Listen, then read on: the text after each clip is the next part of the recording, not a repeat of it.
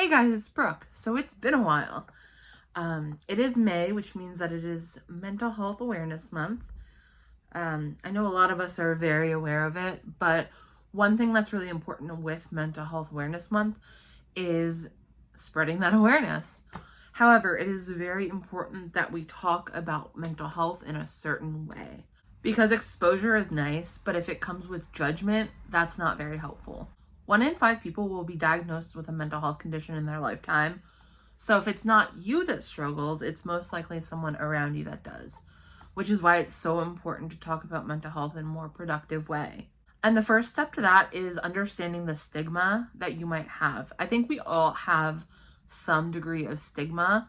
We all come with our own personal biases. We all bring our own unique worldview to the table. So when talking about mental illness, maybe we've had someone in the past who has had a mental illness who might not have treated us very nicely. We might have that bias in our mind and make assumptions based on those. However, it's important to recognize that mentally ill is not an insult, nor is it any wrongdoing by the person with the mental health issue. I think something that's really important when we do talk about mental illness is understanding our stigma and our biases. So we often hear things like, oh, I'm OCD, or that person is so borderline, or that person's a cutter. So those are very specific labels to give to a person. Some of them have negative connotations, such as cutter. Typically don't like to use that word because it's very specific and very derogative. It's become a word that has a very negative connotation. It's also really important to understand what you're actually saying. So sometimes people will throw around things like paranoid, delusional, psychotic, manic. It's really important to understand what these things actually mean. Manic isn't just something that we use to describe someone that's really happy and excited. That is an elevated state that can cause a lot of harm to that person. Psychotic isn't just someone who is acting a little bizarre. It could be someone who's acting bizarre, but it's also, has a lot of different meanings behind it. So it's important to not use those labels. And if you are going to label someone as psychotic, delusional, anything like that, it's important to actually understand what these things mean. I also want to touch on the idea of self-diagnosis. While I think the internet is a great tool to gather information about certain things, I do want to make it very clear that not everything is a symptom.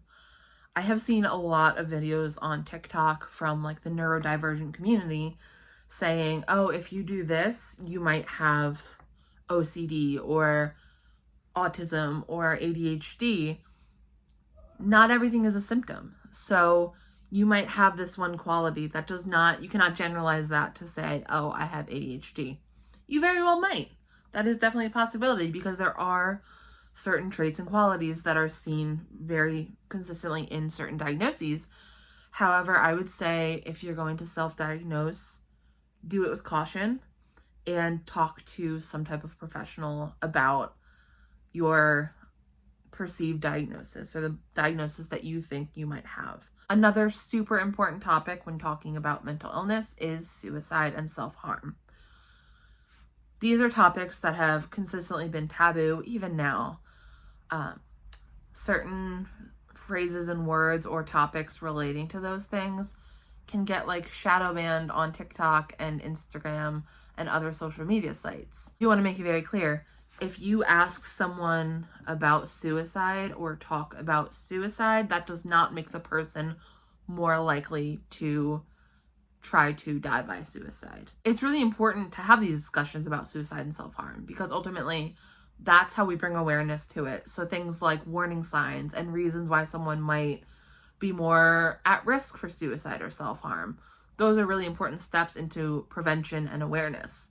I also do think that there's so much stigma attached to suicide. People think that those who try to die by suicide are selfish or inconsiderate or anything negative, but that's not true. People who attempt suicide are doing so because they are in an unbearable amount of pain, and that might be the only way that they know how to try to stop the pain. And to think that they're just being selfish is so ignorant. So I think ignorance is a funny word with all of this, because I feel like, first of all, ignorant has a very negative connotation. However, it's not inherently a negative thing. You know, we might be ignorant to a fact just because we don't know it or we have never heard it before. Some people might just be ignorant to the reasons or the warning signs that people will try to die by suicide. And that's not good, but it's just how it is, you know? If we don't have these healthy conversations around suicide, self-harm, and mental illness, nothing will change. You know, that's that old saying, if nothing changes, nothing changes. So we have to have these conversations, even though they may be very hard and a little uncomfortable. If you guys think of any things or pointers that I might have missed in this video in terms of talking about mental illness, suicide, and self-harm, please let me know in the comments below, because I do really like to have that conversation. That's kind of what this whole video is about, you know? So anyway, if you like this video, make sure to leave a like. If you want to see more of me, then please subscribe, and I'll see you guys very soon. Bye.